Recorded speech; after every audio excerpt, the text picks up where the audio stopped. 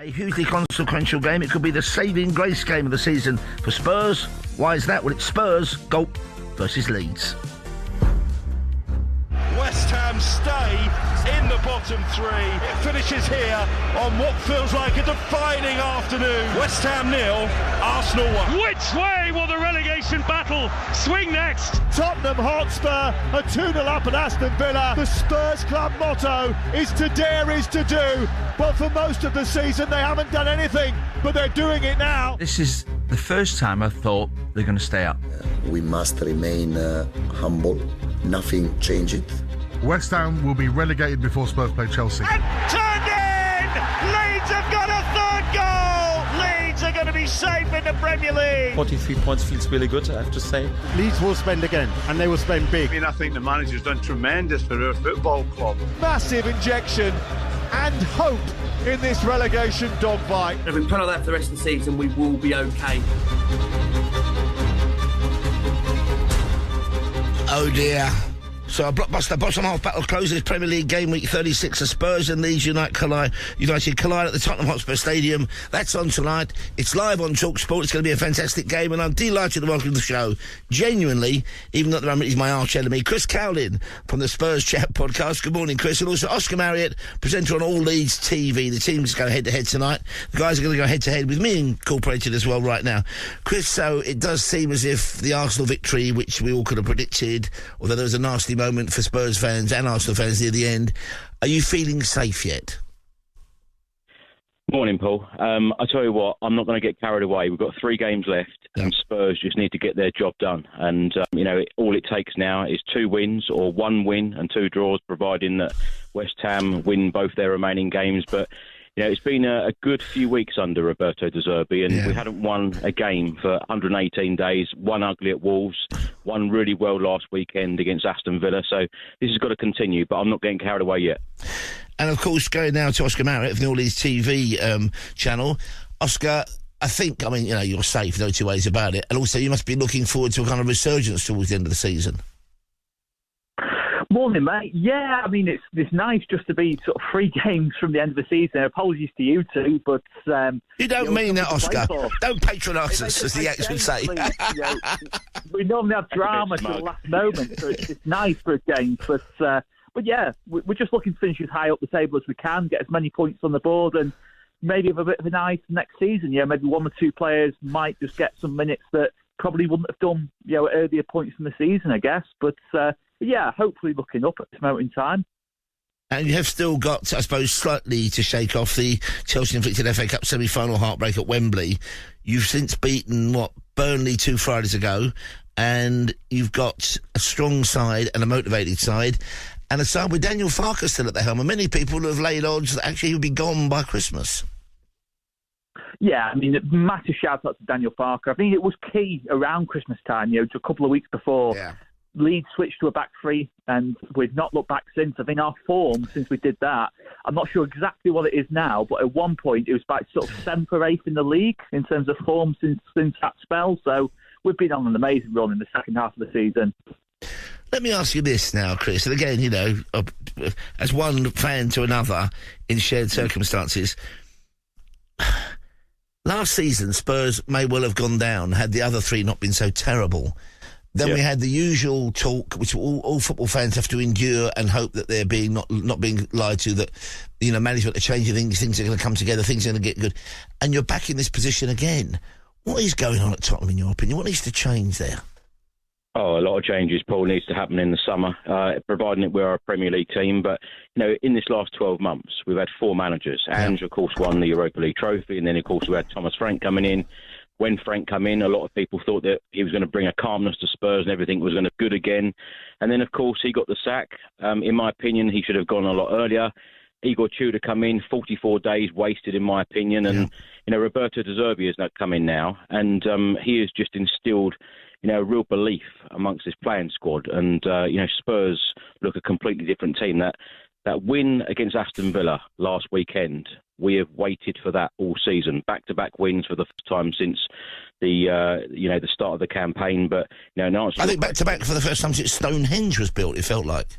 Oh, it felt like it. It certainly did. Yeah, but that win, that ugly win at Wolves, 118 days without a Premier League win. But even going into this Leeds game, we've only won twice at home in the Premier League this season, and that first one was the opening weekend of the season against Burnley. But in answer to your question about changes, the board need to have a serious shake-up and make some really good decisions and be very ambitious because, like you mentioned, 17th last season under Ange Postecoglou, going through all these managers, 17th again. We're not safe yet, but hopefully Spurs can get over the line and be a Premier League team. And if we are, major changes need to be made. And I know, Paul, we've spoken at length, many, many times over the last couple of years, and about transfer windows. The recruitment needs to be so much better. It is curious, though, going back to Oscar Marriott there from the All Leeds TV channel. He's the host there. It is curious how some teams seem to get it so right. I'm just going to go bang on about Brighton and Brentford and places. And the other teams, we seem to lurch from, second rate, second choices, that kind of thing. What would you like to see happen over the summer for Leeds? Where should Leeds be aiming for next season? I think in terms of recruitment, much of the same. I mean, our recruitment this summer for the money was spent. I think every single signing, maybe apart from Lucas Perry in goal, I think it's been a massive success and certainly value for money. So we've done really well in that regard. And I think much of the same, to be honest, Paul. I think probably need another number 10, probably another attacker, maybe a bit more defensive and midfield reinforcement. So you're probably talking about 4 or 5, good signings, in terms of quality-wise. But I think for us next season, in terms of league position, I think it's just, again, I'm not going to go unrealistic and say we're going to push for the top 10, but I just think another season of progression and, maybe being safe in April rather than May, that kind of thing, pushing more towards sort of like 12th, 13th maybe at a push. But I think if we do the same again next season, I don't think we can get too carried away. I think we've done really well second half of the season and just got to keep our feet a little bit on the ground, not get too carried away. I think any sort of pushing for top 10 next year might be a little bit of a stretch. Well, I think it is a stretch. Going back to Chris Cowlin from the Spurs Chat Podcast, top guest. Now, Chris, at the Villa Park game, both Bentancur and I think Richarlison were forced off the field. Any news on their current state? Are they going to be likely to be playing tonight? I'm sure they will be, won't they? Yeah, I think they will be. I think we have a very strong 11 out.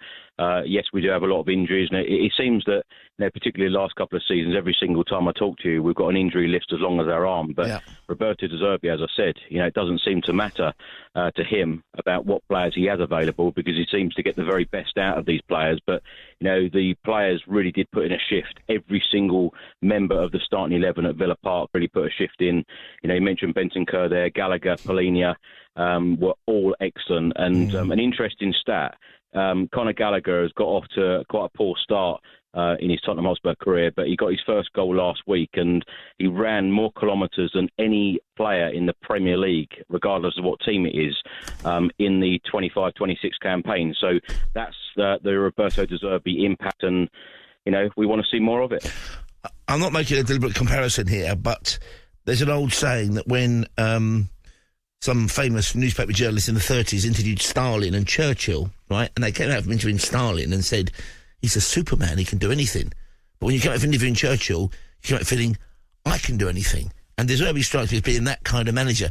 Given the battered state, no doubt, and there's always kind of slight cliques and the blame game in changing rooms, he's obviously a team builder, this fellow, isn't he?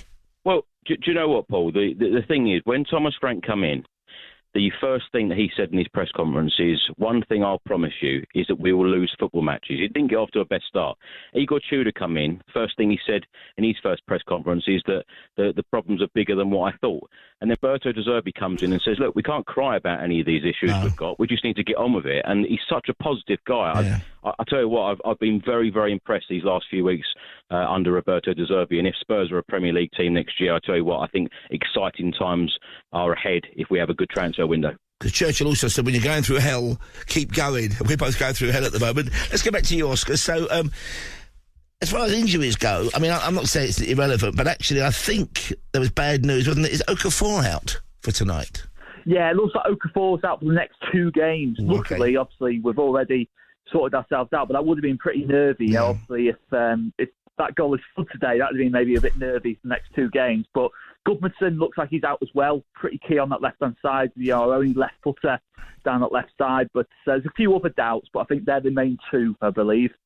OK, I'm going to make you two feel really bad now. Next season, West Ham will have no VAR, cheaper season tickets, cheaper pies and cheaper beer. I bet you're very envious or jealous of me. Let's go for predictions now, if we may. Chris, you can go first. Chris Cowlin, top bloke from the Spurs Chat Podcast. You're allowed a couple, as you remember, of course. One from the head and one from the heart. What do you reckon? Final whistle blows tonight on talkSPORT Live and exclusive. What might the scores be?